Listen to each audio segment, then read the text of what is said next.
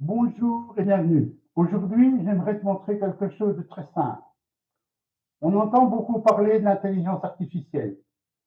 Souvent, on a l'impression que c'est compliqué, qu'il faut être à l'aise avec l'informatique, qu'il faut connaître des mots techniques, ou qu'il faut être encore dans la vie active pour que cela serve à quelque chose. Et pourtant, ce n'est pas vrai. L'intelligence artificielle peut aussi être un petit outil du quotidien, un outil pour t'aider à réfléchir, pour t'aider à écrire, pour t'aider à comprendre ou pour t'aider à t'organiser et parfois même à te redonner des idées. Dans cette vidéo, je vais te montrer 7 façons simples d'utiliser l'intelligence artificielle au quotidien après la retraite. Je vais rester concret, je vais parler simplement et surtout, je vais te donner des exemples que tu peux tester tout de suite sans te compliquer la vie. Le but n'est pas du tout apprendre aujourd'hui, le but c'est de te dire ceci. Oui, toi aussi, tu peux utiliser l'intelligence artificielle d'une manière simple, utile et rassurante. Alors, on commence tout de suite avec une première idée très accessible. La première façon d'utiliser l'intelligence artificielle, c'est tout simplement pour poser des questions. C'est souvent comme cela qu'il faut commencer. Tu peux considérer l'intelligence artificielle comme un assistant de conversation. Tu lui écris une question comme tu le ferais à une personne patiente et elle te répond en langage simple. Par exemple, imaginons que tu te demandes comment nettoyer des vitres sans laisser de traces. Ou bien tu peux te demander comment débuter une marche quotidienne quand on n'a plus l'habitude. Tu peux encore lui demander aussi, peux-tu m'expliquer simplement ce qu'est l'intelligence artificielle? Je demande à ChatGPT de m'expliquer ce qu'est l'intelligence artificielle et de m'expliquer d'une façon simple. Donc, voici sa réponse.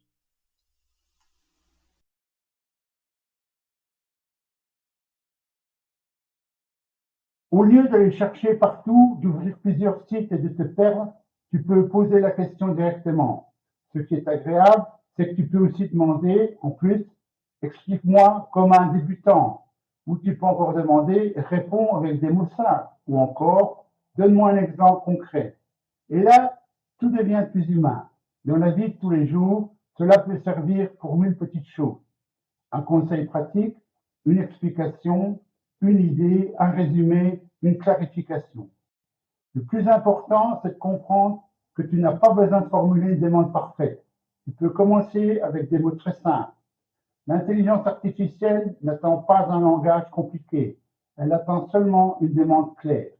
Donc, si tu n'as jamais utilisé une intelligence artificielle, commence par cela. Pose-lui juste une vraie question de ton quotidien. C'est une façon douce d'entrer dans cet univers. Petite pause éclair. Si ce contenu vous aide, abonnez-vous et activez la cloche. C'est le meilleur moyen de soutenir la chaîne gratuitement et de recevoir votre dose de conseils directement dans votre flux. Allez, on reprend. Passons maintenant à une deuxième utilisation très utile et aussi. La deuxième façon d'utiliser l'intelligence artificielle, c'est pour écrire ou reformuler un message. Ça, c'est extrêmement pratique. Il arrive souvent qu'on sache ce qu'on veut dire, mais on ne trouve pas les bons mots. Ou alors, on écrit un message et on le trouve un peu sec, ou trop long, ou pas assez clair. Eh bien, l'IA peut t'aider à améliorer cela. Par exemple, tu peux lui écrire, tu peux lui demander, peux-tu reformuler ces messages de façon plus chaleureuse?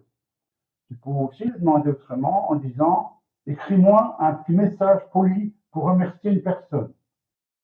Ou encore une autre façon, aide-moi à écrire un email simple pour demander un renseignement. Maintenant, imaginons que tu veuilles envoyer un message à un proche, à un notaire, à un service client ou à une association.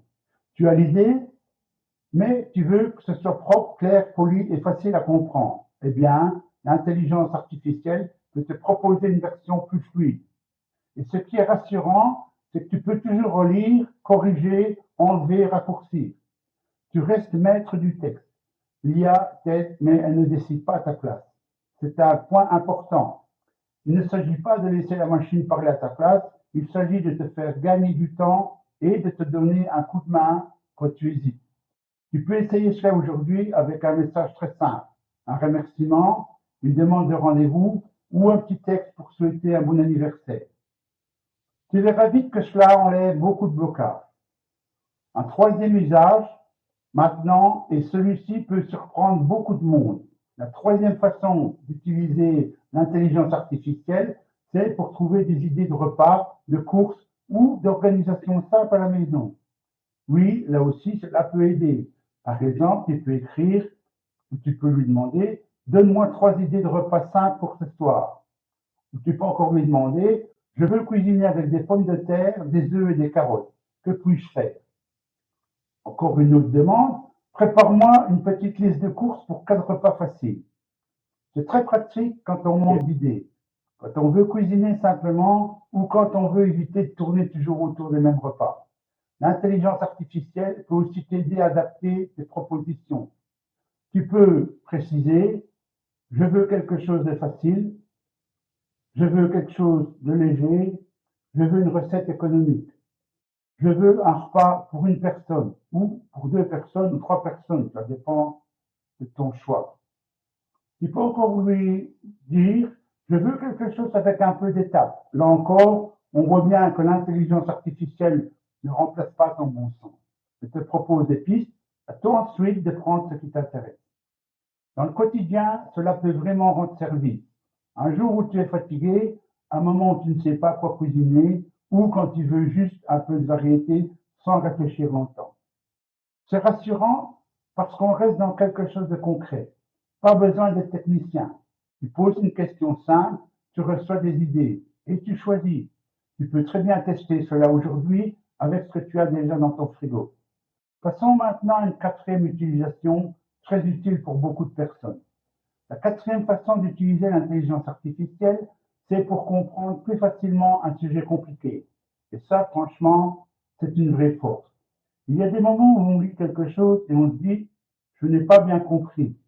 Cela peut être un article, un courrier, une explication médicale générale, une notion administrative ou simplement un sujet technique dont tout le monde parle. L'intelligence artificielle peut t'aider à rendre cela plus clair. Tu peux lui demander, explique-moi simplement ce texte, ou résume-moi cela avec des mots faciles, ou encore, explique comment une personne débutante. Par exemple, si tu lis un article sur l'inflation, sur les panneaux solaires, sur un téléphone, sur une application ou sur un changement administratif, tu peux demander une explication simplifiée et ça change beaucoup de choses. Parce qu'au lieu de te sentir perdu, tu peux reprendre la main. Bien sûr, il faut rester prudent sur les sujets importants. Pour la santé, le droit, l'argent ou l'administration, il faut toujours vérifier avec une source sérieuse ou un professionnel. Mais pour mieux comprendre un sujet, pour avoir une première explication claire, l'intelligence artificielle peut vraiment t'aider. C'est rassurant parce qu'elle peut reformuler autant de fois que nécessaire et tu peux lui dire encore plus simple. Donne-moi un exemple. Explique-moi étape par étape. Et cela, peu de gens le savent au début. Tu n'es pas obligé de te contenter de la première réponse. Tu peux dialoguer. Donc, si tu tombes sur quelque chose que tu ne comprends pas bien, pense à cette utilisation. C'est souvent l'une des plus utiles. Voyons maintenant une cinquième idée très pratique pour le quotidien. La cinquième façon d'utiliser l'intelligence artificielle, c'est pour organiser une sortie, une journée ou un petit projet personnel. Après la retraite, on a parfois plus de liberté, mais on n'a pas toujours plus de clarté. On a envie de faire des choses, de bouger, de visiter, d'organiser un petit déplacement ou simplement de mieux structurer une journée. Eh bien, l'intelligence artificielle peut t'aider à mettre de l'ordre dans tes idées. Par exemple, tu peux lui demander, prépare-moi un programme simple pour une journée à Bruxelles. Ou tu peux encore une autre demande, lui faire, aide-moi à organiser une sortie nature avec un peu de marge. Encore une autre demande, si tu veux, fais-moi une petite checklist pour préparer une visite chez des amis. Tu peux aussi lui dire, je veux quelque chose de simple, ou je ne veux pas trop de fatigue, ou je veux prévoir des pauses, ou je veux un budget raisonnable. Et là, l'intelligence artificielle peut te proposer une structure. C'est très utile quand les idées sont là, mais qu'elles restent un peu dans tous les sens. On peut aussi s'en servir pour de petits projets personnels. Par exemple, ranger une pièce, préparer un repas de famille, organiser ses papiers, planifier une semaine plus calme ou démarrer une petite activité. Ce qui est rassurant, c'est que l'intelligence artificielle peut t'aider sans te brusquer. Elle peut découper en petites étapes et souvent, quand quelque chose se découpe en étapes simples, cela paraît déjà plus faisable. Tu peux essayer cela avec un projet très modeste. Pas besoin de viser grand. Même une simple sortie ou une petite organisation domestique suffit. Passons maintenant à un usage que j'aime beaucoup. La sixième façon d'utiliser l'intelligence artificielle, c'est pour stimuler sa mémoire et apprendre de nouvelles choses. La retraite ne veut pas dire arrêter d'apprendre. Au contraire, c'est souvent le moment où on a enfin un peu plus de temps pour découvrir, comprendre, revoir certaines choses ou exercer son esprit. L'intelligence artificielle peut servir d'accompagnateur. Tu peux lui demander, fais-moi un petit exercice de mémoire. Pose-moi 5 questions sur l'histoire de France. Aide-moi à apprendre quelques mots d'anglais. Explique-moi le fonctionnement d'Internet simplement. Ou prépare un mini-quiz facile sur les capitales. C'est vivant, c'est souple et on peut adapter le niveau. Si c'est trop difficile, tu demandes. Si c'est trop difficile, tu demandes plus simple. Si c'est trop facile, tu demandes un niveau un peu plus élevé. C'est cela qui est agréable. Tu n'as pas besoin de suivre un programme rigide. Tu peux apprendre selon ton rythme, ton humeur et tes centres d'intérêt. Dans la vie de tous les jours, cela peut devenir un petit rendez-vous. 5 minutes, 10 minutes, un petit exercice, un petit échange, une petite curiosité, et cela peut faire du bien tout simplement. C'est rassurant parce qu'il n'y a pas de notes, pas de jugement, pas de pression. Tu avances à ton rythme. Si cette idée te plaît, commence par quelque chose que tu aimes déjà. L'histoire, le jardin, la cuisine, l'anglais, l'écriture ou même les mots croisés. Et maintenant, voici la septième façon d'utiliser l'IA, peut-être la plus inspirante. La septième façon d'utiliser l'IA, c'est pour trouver de nouvelles idées d'activité après la retraite. Quand on arrive à la retraite, ou même plusieurs années après, on peut se poser cette question. Qu'est-ce que je pourrais faire de nouveau? Pas forcément quelque chose d'extraordinaire, mais quelque chose de stimulant, d'utile, d'agréable, qui donne un peu d'élan. L'intelligence artificielle peut justement t'aider à faire émerger des pistes. Tu peux lui demander, donne-moi 10 idées d'activités calmes et enrichissantes après la retraite. Ou, quelle activité pourrais-je faire si j'aime écrire, marcher et aider les autres? Ou encore, propose-moi des idées simples pour rester actif intellectuellement. Et là, tu peux découvrir des choses auxquelles tu n'avais pas pensé. Par exemple, tenir un petit journal, apprendre une compétence, créer un album de souvenirs, transmettre son expérience, faire du bénévolat, reprendre une passion ou même démarrer un petit projet personnel à ton rythme. L'intérêt, ce n'est pas que l'IA te dise quoi faire. L'intérêt, c'est qu'elle t'aide à ouvrir des portes. Parfois, on ne manque pas d'énergie, on manque juste d'idées claires. Et quand une idée concrète apparaît, il devient plus facile de se remettre en mouvement. C'est rassurant parce que l'on peut demander quelque chose de très adapté à sa situation, à son âge, à son rythme, à ses envies, à ses limites aussi. Tu peux essayer cela très simplement. Demande à l'IA 5 idées d'activités adaptées à une personne retraitée qui veut découvrir quelque chose de nouveau sans stress. Tu pourrais être agréablement surpris. Alors, qu'est-ce qu'il faut retenir de tout ça? Il faut retenir que l'intelligence artificielle n'est pas réservée aux experts. Elle n'est pas réservée aux ingénieurs. Elle n'est pas réservée aux jeunes. Elle peut aussi devenir un petit outil pratique pour la vie quotidienne. Un outil pour poser des questions, pour écrire plus facilement, pour trouver des idées de repas, pour mieux comprendre un sujet, pour organiser une sortie, pour apprendre encore, et pour faire naître de nouvelles idées dans sa vie après la retraite. Le plus important, ce n'est pas de tout faire d'un coup, le plus important, c'est d'essayer une seule chose, une seule. Parce que souvent, c'est en testant une petite idée très simple que l'on comprend vraiment l'intérêt de l'outil.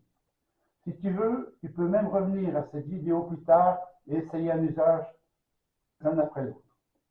Prends ton temps, va doucement et surtout, ne te dis pas que ce n'est pas pour toi. Parce que si tu sais poser une question, lire une réponse et choisir ce qui te paraît utile, alors tu peux déjà commencer. Merci d'avoir regardé cette vidéo. Et maintenant, j'aimerais te laisser avec cette petite action très simple. Choisis une idée dans la vidéo et teste-la aujourd'hui.